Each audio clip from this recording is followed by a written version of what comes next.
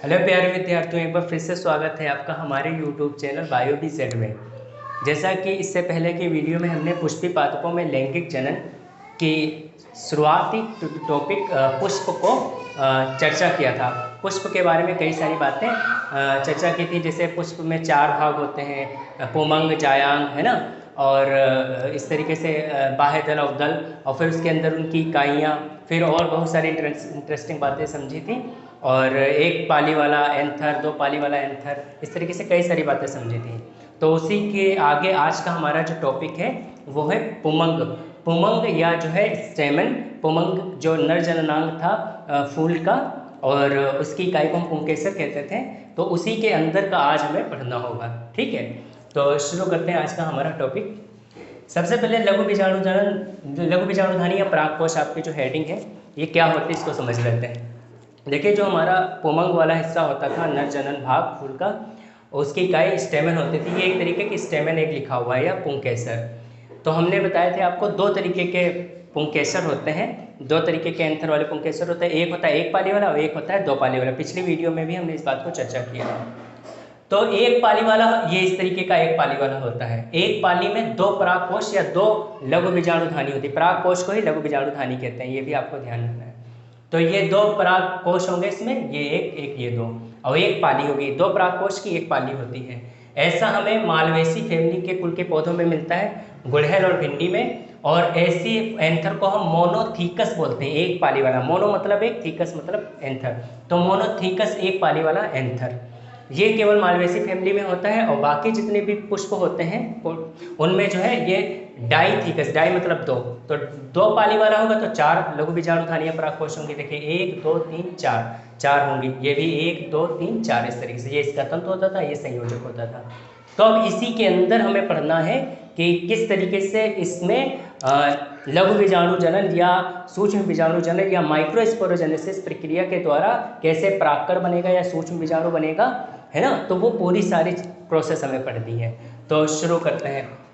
तो इस तरीके से ये देखिए, इसके अंदर परागकण या सूक्ष्म बीजाणु है, ठीक है। ये एक 4 जो है लघु बीजाणुधानी वाला एंथर है। तो शुरुआत करते हैं। सबसे पहले देखिए, शुरू में एंथर जो होता है वो यंग स्टेज में होता है, तरुण अवस्था। तरुण मतलब यंग। तो यंग अवस्था में पहले हम इसको, आप पहले सबसे पहले आप ये काम करिएगा, इसको स्क्रीनशॉट लेकर के वीडियो पॉज करके पूरा नोट कर लीजिए।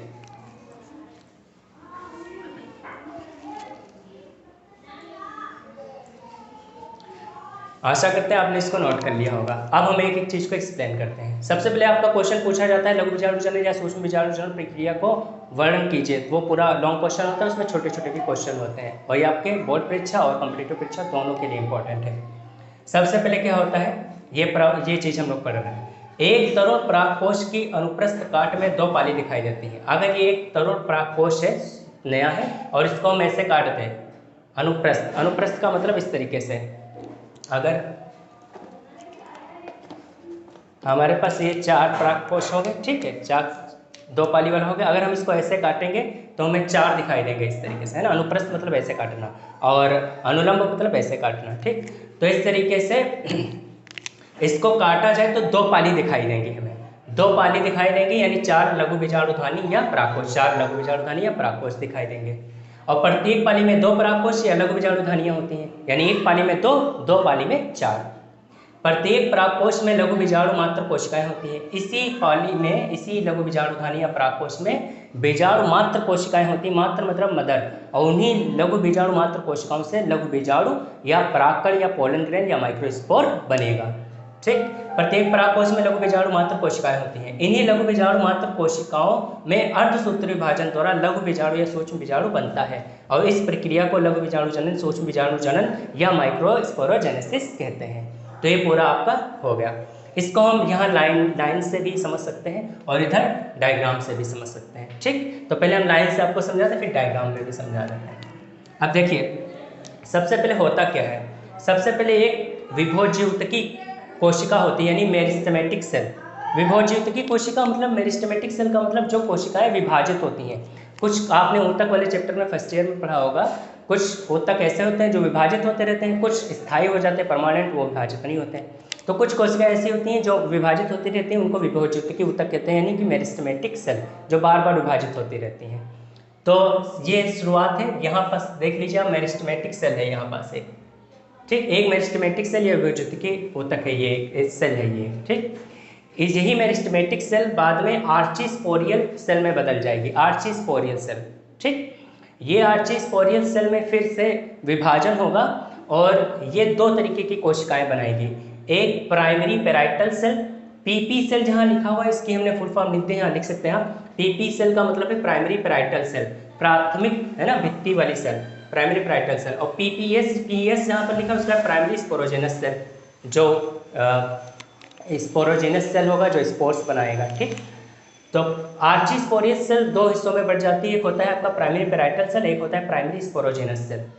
प्राइमरी पेराइटल सेल से एंथर की वॉल बनती है, ये जो एंथर की वॉल है ये बनेगी एंथर की वॉल, ये परागकण दिखाई दिए गए हैं, ये एंथर की वॉल है, ठीक। ये एंथर की वॉल इसी प्राइमरी पेराइटल सेल से बनेगी, एंथर वॉल या परागकोश की दीवार। और ये जो दीवार होगी इसमें 4 दीवारें होंगी, 4 लेयर होंगी। सबसे बाहर एपिडर्मिस, एपिडर्मिस, डर्मिस वर्ड जिसके लिए आ जाता है उसका मतलब होता है खाल, डर्मीकूल जैसे इस तरीके से पाउडर होता है इसीलिए नाम होता है। डर्मी वर्ड का मतलब ये हो जाता है स्किन या खाल। तो सबसे बाहरी जो दीवार या लेयर होगी, स्किन होगी, उसको एपिडर्मिस कहेंगे। फिर उसके अंदर इंडोथीसियम, फिर उसके अंदर मिडिल लेयर, और मिडिल लेयर के बाद टेपिटम होगा जो कि बहुत ही महत्वपूर्ण होगा, और ये सारे बहुत ही इंपॉर्टेंट टॉपिक होंगे, टेपिटम होंगे। तो इस तरीके 4 दीवारें होंगी, वो 4 दीवारें हमने इसमें बनाई है, हम लोग समझेंगे उसको।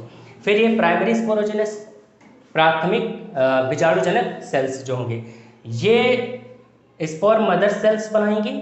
स्पोर मदर सेल मतलब कि बीजाणु मात्र कोशिकाएं बनाएंगी, और उस बीजाणु मात्र कोशिकाओं में अर्धसूत्री विभाजन के द्वारा माइक्रोस्पोर या पोलन ग्रेन बनेगा। हम आगे ये भी जानेंगे कि पोलन ग्रेन और माइक्रोस्पोर में क्या फर्क होता है, पहले हमें ये समझना है केवल इतना।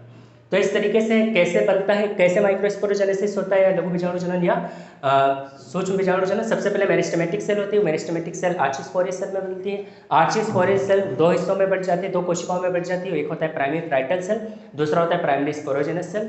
प्राइमरी पेराइटल सेल बहुत सारे डिवीजनों के बाद, और वो किस तरीके के डिवीजन होते हैं आप सुन लीजिए इसको, एक होता है पेरिक्लेनियल, एक होता है एंटीक्लेनियल, 2 तरीके के डिवीजन होते हैं, और उन्हीं यही बात 2 तरीके की डिवीजन होती है इस कोशिकाओं में, उनसे ये एंथर वॉल बनती है, ठीक, पेरिक्लेनियल और एंटीक्लेनियल के द्वारा। और प्राइमरी स्पोरोजेनस सेल्स में ये स्पोरोजेनस मदर सेल्स बनती हैं, और उससे फिर ये। अब हम इसको डायग्राम से समझ लेते हैं। देखिए सबसे पहले ये देखिए एपिडर्मिस है, ठीक, और उसके अंदर ये मेरिस्टेमेटिक सेल है, ये विभोज्योतिकी कोशिकाएं हैं, ये डायग्राम है। फिर इसमें देखिए 4 आर्चीस्पोरियल सेल बन गई, वही विभोज्योतिकी सेल्स जो थी वो 4 आर्चीस्पोरियल सेल्स बन गई। ये बहुत पूछे जाते हैं क्वेश्चन आपसे। ये 4 आर्चीस्पोरियल सेल्स से फिर आगे देखिए फिर से डिवीजन हुआ, इसमें विभाजन हुआ। तो ऊपर जो बनी हुई है वो प्राइमरी पेराइटल सेल है, नीचे जो नीचे जो ब्लू कलर की बनी हुई है वो प्राइमरी स्पोरोजेनस सेल है, पीएस मतलब प्राइमरी स्पोरोजेनस सेल। और ये बीच में कंडक्टिंग स्ट्रैंड होता है जो इस एंथर को एक तरीके से कह सकते हैं कंडक्टिंग स्ट्रैंड, जैसे जाइलम फ्लोएम होते क्या थे, फर्स्ट ईयर में पढ़ा होगा। तो ये इस तरीके से फूड और वाटर मिनरल्स को प्रोवाइड कराएंगे, ठीक है, कंडक्टिंग स्ट्रैंड होगा। फिर देखिए ये इस तरीके से बना। अब आगे चल के ये जो प्राइमरी पेराइटल सेल है यही ये 4 लेयर बना देंगे, ये 4 लेयर आपको दिखाई दे रही होंगी, है ना, इस तरीके से ये जो 4 लेयर आपको दिखाई दे रही होंगी, 1 2 3 और ये 4 इस तरीके से बना सकते हैं, ठीक है।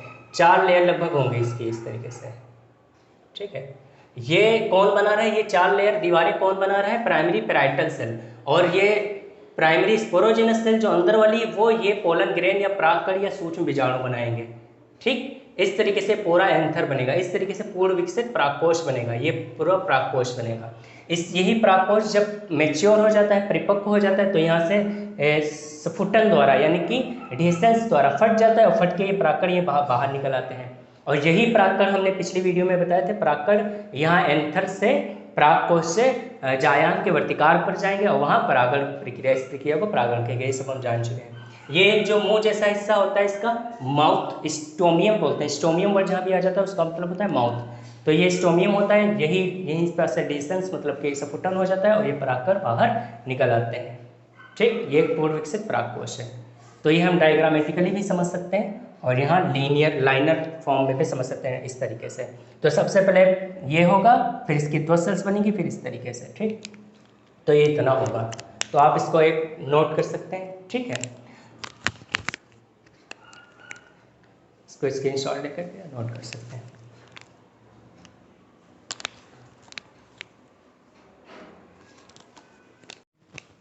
तो इस प्रकार से हमने देखा कि किस तरीके से ये माइक्रोस्पोरोजेनेसिस या लघु बीजाणु जनन या सूक्ष्म बीजाणु जनन होता है। तो यहाँ तक हमारा पूरा कंप्लीट होगा। ये एक तरीके से पूरा पूर्ण विकसित परागकोश बन चुका है। तो अब हम देख लेते हैं, इसको एक आउटलाइन डायग्राम से समझते हैं। ये यही वाला डायग्राम है, यही ये 4 दीवारें हैं, अंदर की सबसे टेपिटम, फिर मिडिल लेयर, फिर एंडोथेसियम, फिर एपिडर्मिस। उसी चीज़ को यहाँ पास ड्रॉ किया गया है, ये आउटलाइन डायग्राम है। फिर इसको हमने जूम करके ये देखा है। फिर इस तरीके से सारी संरचनाएं, इसको समझ लेते हैं। सबसे बाहर की दीवार जो होगी परागकोश की या लघु बीजाणुधानी की, उसको हम एपिडर्मिस कहेंगे। और उसके अंदर की एंडोथीसियम होगी। एंडोथीसियम थोड़ी फाइब्रस वाली यानी कि तंतु वाली दीवार होती है। और ये जो है सफुटन यानी कि एंथर की जो दीवारें होती हैं उसको एडहेसेंस करने में हेल्प करती है, ताकि ये फट जाता है, उससे बाहर परागकण आ जाते हैं बाहर। और फिर बीच में मिडिल लेयर होती है। मिडिल लेयर थोड़ी ज़्यादा लेयर वाली होती है। और रेड कलर की जो आपको दिख रही होगी वो टेपिटम है, जो सबसे ज़्यादा वेरी इंपॉर्टेंट है, ठीक है। टेपिटम लेयर होती है। टेपिटम के कई सारे फंक्शन हैं और बहुत ही महत्वपूर्ण होते हैं, इसको समझेंगे। तो इस तरीके से एक संरचना, इसको यहाँ से हमने जूम करके यहाँ देखा तो सबसे बाहर हमें एपिडर्मिस दिखी, उसके बाद ये फाइब्रस सेल्स वाली एंडोथीसियम दिखी, ठीक है। और फिर ये 3-4 लाइनें मिडिल लेयर की हैं। और फिर ये टेपिटम की कोशिकाओं में डेंस साइटोप्लाज्म होता है, ये कई न्यूक्लियस वाली भी हो सकती हैं। और ये अटैच रहती हैं पोलन ग्रेन्स या माइक्रोस्पोर से। और ये टेपिटम की सेल्स 2 तरीके की होती हैं, अमीबॉइड होती हैं और ग्लैंडुलर होती हैं, यानी अमीबा जैसी होती हैं और ग्रंथिल कोशिकाएं होती हैं। और ये इस पोलन ग्रेन या माइक्रोस्पोर परागकण को न्यूट्रिशन प्रोवाइड करते हैं, खाना देती हैं, न्यूट्रिशन देती हैं इनको, ये इससे अटैच रहती हैं काफ़ी टाइम तक। अब देखिए ये यहाँ पास हमने एक सूक्ष्म बीजाणु बनाया हुआ है और उस सूक्ष्म बीजाणु में 4 पोलन ग्रेन है। ये 3 दिखाई दे रहे हैं, एक पीछे आपका, इसको माइक्रोस्पोर टेट्राएड कहते हैं। 1 2 3 4, ये 4 माइक्रोस्पोर हैं। अब होता क्या है कि ये चारों जो है एक केलोज नामक दीवार से जुड़े रहते हैं। ये केलोज नामक दीवार होती है जिससे ये चारों 3 दिखाई दे रहे हैं, एक पीछे माइक्रो, ये पोलन ग्रेन है, ठीक है। और ये जब केलोज नामक दीवार डिजॉल्व होती है केलस नामक एंजाइम से, एक केलोज एक कार्बोहाइड्रेट की दीवार होती है जो केलेज नामक एंजाइम से डिजॉल्व होती है, तब ये चारों पोलन ग्रेन फ्री हो जाते हैं और तब उनको हम पोलन ग्रेन भी कहते हैं। ऐसा कब होता है? जब ये पोलन ग्रेन मैच्योर हो जाता है, डिहाइड्रेट हो जाता है, ठीक है। और यही फ़र्क है सूक्ष्म बीजाणु यानी कि पोलन ग्रेन, माइक्रोस्पोर और पोलन ग्रेन में। तो एक केलोज नामक दीवार डिजॉल्व हो जाती है और कौन डिजॉल्व करता है, इसको तोड़ता है? केलेज नामक एंजाइम, और वो केलेज नामक एंजाइम टेपिटम से ही निकलता है। तो टेपिटम के कई सारे कार्य पहले हम बोल लें फिर लिख भी लेंगे इसको। टेपिटम पोलन ग्रेन या परागकण को पोषण प्रदान करता है, न्यूट्रिशन प्रोवाइड करता है। उसके साथ साथ ये पोलन ग्रेन जब बन जाएगा तो पोलन ग्रेन ये एक बना हुआ है, पोलन ग्रेन की जो कोटिंग होगी है ना, उसकी पोलन किट जो होगी या पोलन ग्रेन की जो कोटिंग होगी, दीवार होगी, उसको भी यही बनाएगा। और वो दीवार, बाहरी दीवार जो एग्जाइन होगी पोलन ग्रेन की, वो स्प्रोपोपेलिन नामक एक बहुत ही पॉलीसेक्राइड होता है, एक तरीके का जो है कार्बनिक पॉलीसेक्राइड होता है और वो कभी किसी चीज़ से टूटता नहीं है। तो उसको स्पोरोपोलेनिन को भी ये टेपिटम स्रावित करती है। तो 3 कार्य हमको याद रखना है। एक केलेज नामक एंजाइम स्रावित करती है टेपिटम, और परागकण को खाना या पोषण प्रदान करती है, और जो है एक ये स्प्रोपोलेनिन का जो है स्रावित करती है। स्प्रोपोलेनिन इसकी दीवार बनती है, ये भी हम समझेंगे। तो इस तरीके से ये टेपिटम जो होती है इनसे बातें करती है, इन बाकी लेयर से, मिडिल लेयर एंडोथेसियम और एपिडर्मिस से। ये कहती है कि आप लोग दीवार बनाइए, हम पोलन ग्रेन्स या परागकण का ख्याल रखेंगे, उनको न्यूट्रिशन देंगे, और उससे ज़्यादातर ये अटैच रहती है, ठीक। तो अब देख लीजिए ये एक परागकण जहाँ जहाँ हमने बनाया है, ये परागकण बनाए हुए हैं, इसमें बनाए हुए हैं, ये परागकण बनाए हुए हैं, ठीक। यहाँ बनाए हुए थे इस तरीके से, यही परागकण ये है परागकण, ठीक। अब ये परागकण की संरचना, इसमें बहुत इंपॉर्टेंट चीज़ें होती हैं। ये गोल संरचना होती है परागकण, ठीक है। और ये जो है इसकी सबसे बाहरी दीवार को हम, बाहरी दीवार को एक्साइन कहते हैं इंग्लिश में। एग्जैक्ट मतलब भी होता है बाहर निकलना, एक्साइन मतलब बाहरी दीवार। और ये बनी होती है स्प्रोपोलेनिन नामक एक कार्बनिक पदार्थ की, जो कि एक पॉलीसेक्राइड है। और ये बहुत ही ऐसा केमिकल होता है, ऐसा रसायन होता है जिस पर किसी भी अम्ल का असर नहीं पड़ता, किसी भी क्षार का यानी कि बेस का असर नहीं पड़ता, टेम्परेचर से इसके ऊपर कोई असर नहीं पड़ता, ताप रोधी होता है, अम्ल रोधी होता है, क्षार रोधी होता है, और अभी तक ज्ञात जितने भी एंजाइम हैं उनसे भी इसके ऊपर कोई असर नहीं पड़ता। यानी कि अगर इस चीज़ का कोई शूट बना ले तो वो एवेंजर से भी ज़्यादा ताकतवर हो सकता है। तो ये इस तरीके से बाहरी दीवार जो इसकी स्पोरोपोलेरिन की है वो इन सब से रोधी होती है, मतलब कि इन सब के अगेंस्ट सह सकती है, खड़ी रह सकती है। इसीलिए पोलन ग्रेन फॉसिल्स फॉर्म में मतलब रहते हैं, मतलब वो ख़राब नहीं होते इतनी जल्दी। दूसरा, इसकी जो दीवार अंदर और ये जो बाहरी दीवार होती है इस प्रोपेलर, ये डिसकंटिन्यूअस होती है, असतत होती है, मतलब पूरी कंटिन्यूअस में कहीं कहीं जगह छुटी हुई होती है। अंदर वाली जो दीवार होती है, ये वाली दीवार जो है, अंदर वाली दीवार, इसको इंटाइन कहेंगे, और ये जो है पेक्टिन और सेलुलोज की बनी होती है। और जो ये छिद्र छुटे हुए हैं, ये इस तरीके से ये जो छिद्र छुटे हुए हैं इनको हम लोग जर्मपोर कहते हैं, और इन्हीं जर्मपोर से ये इंटाइन से पोलन ट्यूब या परागनलिका निकलेगी जब हम आगे बढ़ेंगे। तो ये जर्मपोर इसीलिए होते हैं।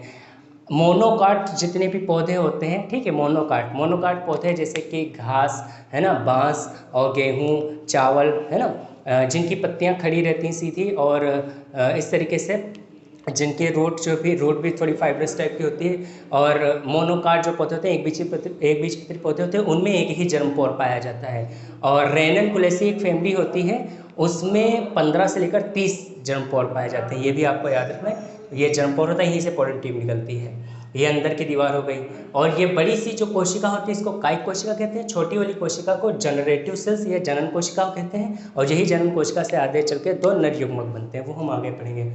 तो इस तरीके से ये पूरी इसकी संरचना होती है। ये हमने एक परिपक्व परागकोश को बनाया हुआ है, और इसमें देखिए ये मतलब फट गया है, सफुटित हो गया है परागकोश, और उससे ये स्टोमियम वगैरह फट गया है, और इसको तोड़ने के लिए फाइब्रस कोशिकाएं होंगी यहाँ पास इंडोथीसियम की, वही दिखाई गई हैं, और ये परागकण होंगे, बाहर निकल आएंगे। और फिर से हम लोग डिस्कस कर लेते हैं, यही परागकण जायंग के वर्तिकार पर जाएंगे और उसी को परागण कहेंगे। तो इस तरीके से हमने इसकी परागकण की भी संरचना समझिए, इसमें क्या क्या होता है। और टेपिटम बहुत ही महत्वपूर्ण है, टेपिटम के कार्य बहुत ही महत्वपूर्ण हैं। इसके आगे के चैप्टर में हम इसके आगे के बहुत ही इंटरेस्टिंग पॉइंट और भी जानेंगे। और आज की वीडियो में इतना ही। अगर ये वीडियो आपको अच्छा लगा हो तो प्लीज़ वीडियो को लाइक, शेयर, कमेंट कर दें, और चैनल को सब्सक्राइब करें। Thank you very much.